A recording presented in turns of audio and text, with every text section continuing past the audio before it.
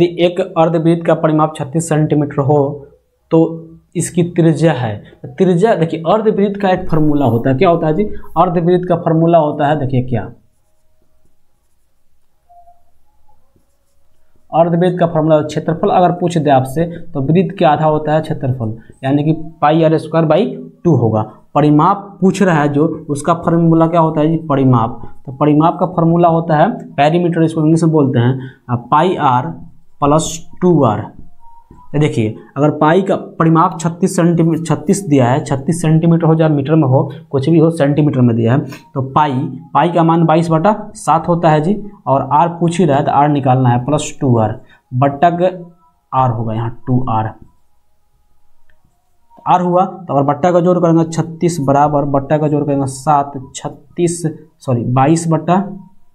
22r plus 7 दूना का 14r हो जाएगा 14, यानी कि 36 बराबर क्या हुआ जी? 36 बराबर 36r बट्टा में हो जाएगा 22, 14, 36r हुआ और 7। तो देखिए 36 से 36 कैंसिल, 1 आएगा, यानी कि इससे 1 से गुना होगा 7 होगा, यानी कि r का मान क्या आ गया? 7, यानी कि त्रिज्या 7 इज द करेक्ट आंसर। अब त्रिज्या क्या हुआ जी? 7, यानी कि त्रिज्या 7 हुआ। अगला प्रश्न आप देख पा रहे हैं यहाँ पे त्रिज्या 7। अगला प्रश्न देखते हैं 40 नंबर। ऑप्शन आपको नहीं दिख रहा होगा, ऑप्शन दिखाते हैं अभी तुरंत।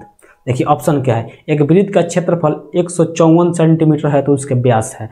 देखिए दोस्तों, यहाँ एक फार्मूला, एक मतलब बात आपको ट्रिक बताते हैं। आप कोई भी प्रश्न इससे बहुत सारा प्रश्न आपको मिलेंगे, एग्जाम में मिलेगा, बहुत सारा प्रश्न मिलेगा, आप यहाँ से सॉल्व कर सकते हैं। अगर किसी वृत्त की त्रिज्या, वृत्त यहाँ लिखते हैं वृत्त, अगर वृत्त की त्रिज्या, क्वेश्चन को थोड़ा सा हटाते हैं, उसके बाद फिर आपको एक फार्मूला बताते हैं, उसके बाद फिर क्वेश्चन बनाएंगे। देखिए एक वृत्त की त्रिज्या अगर दिया हो, त्रिज्या के साथ दिया हो, तो परिमाप क्या होगा जी? परिमाप याद रखिएगा, परिमाप क्या होगा जी? 44। और क्षेत्रफल आ जाए, क्षेत्रफल तो क्षेत्रफल 154 होता है। तो आपसे व्यास पूछ रहा है, क्वेश्चन में व्यास पूछा था, 14 हो जाएगा, आंसर 14 है। लेकिन आप समझिए, अगर इसको 2 गुना कर दे, 14 त्रिज्या कर दिया जाए, त्रिज्या को 14 यानी व्यास 28 हुआ, त्रिज्या 14 कर दिया तो परिमाप हो जाएगा। देखिए 2 गुना हुआ, यहाँ 2 गुना हुआ है, तो यहाँ भी 2 गुना हो जाएगा। क्या हो जाएगा?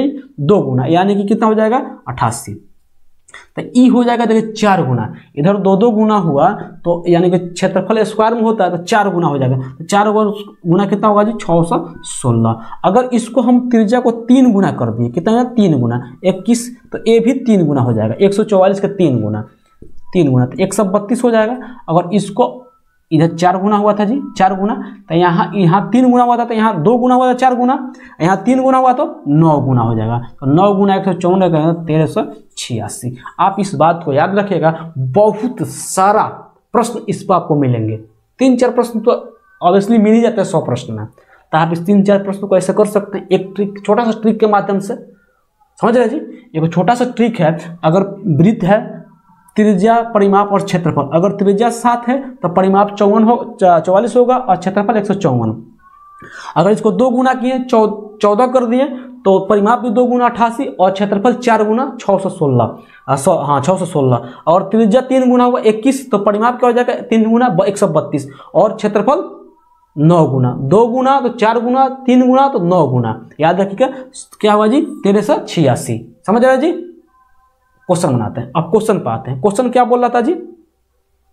क्वेश्चन था कि एक वृत्त का क्षेत्रफल 54 सेंटीमीटर, तो इसका व्यास क्या है? तो व्यास आपसे पूछ रहा है, तो देखिए अगर 54 सेंटीमीटर क्षेत्रफल है तो त्रिज्या क्या हुआ जी? त्रिज्या 7 हुआ, तो त्रिज्या का 2 गुना क्या होता है? व्यास होता है, यानी कि 14 आंसर होगा। 14 आंसर होगा, यानी कि 40 नंबर का ऑप्शन कितना है जी?